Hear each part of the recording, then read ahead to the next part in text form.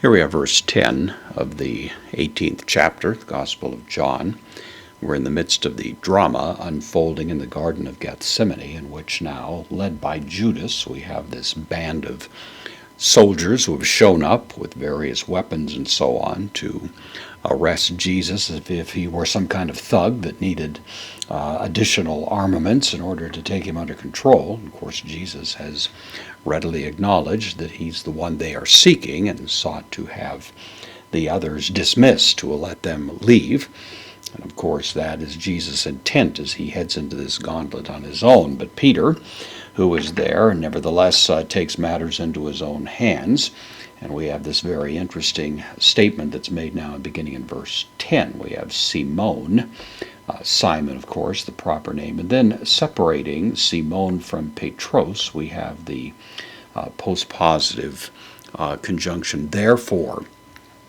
So Simon, therefore Peter. And there's a subtlety here that's impossible to translate, but it is suggestive of the fact that John isn't saying this to demean Peter or to somehow insult him or raise questions about his character. This is really, in some ways, a way of implying the courage of Peter, the fact that he really is attempting to make good on the lavish promises that he's made earlier, that he's willing to go to bat for Jesus, go to war for him, and indeed, on the face of it, give his life for him. So we have to admire this.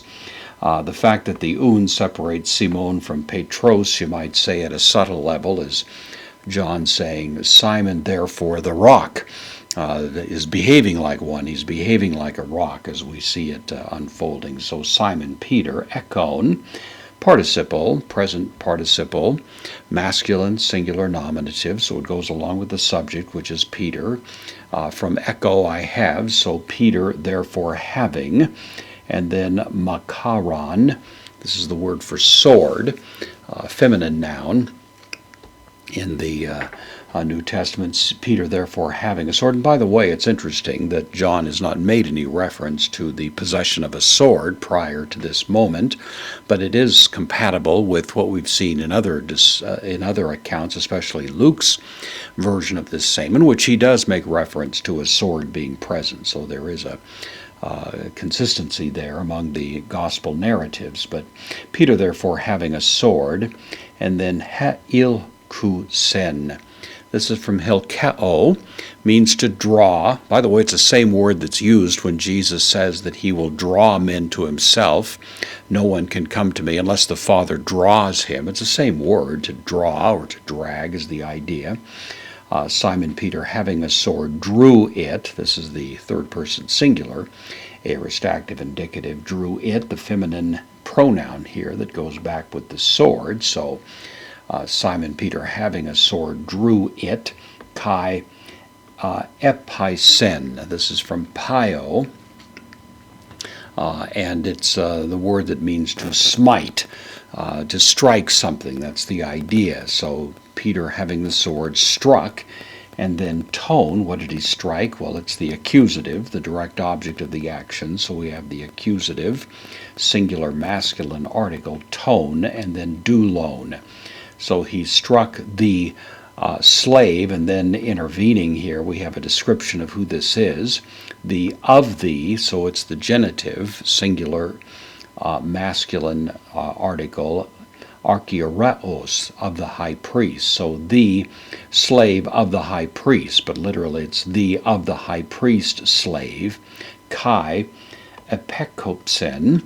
This is from apokopto. Kopto means to cut something. Apo adds the idea of cutting it, from away, like severing or amputating, you might say. So amputated, we would put cut off. Then autu, the possessive pronoun, of him, to otarion, the ear.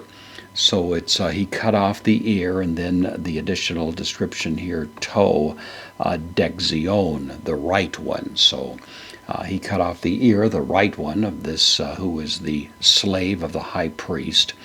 And then ain, this is from ami, I am, this is the third person singular, imperfect active indicative, was, or it was, or he was.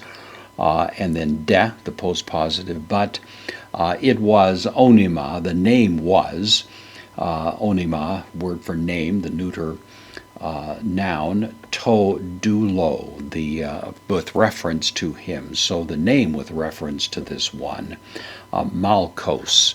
And that is, of course, the name that comes down to us, and John mentions it here because he apparently was acquainted with the high priest. That we learn that from other sources, and that he was probably acquainted with the household of the high priest, and thus may have known this person by name, and throws this in incidentally as interesting information. And it could be that Malchus became a known person later in the church. This may have been a conversion moment, as of course we're going to see Jesus heals this severed ear before he's hauled off and taken away to meet his trial before the high priest and others.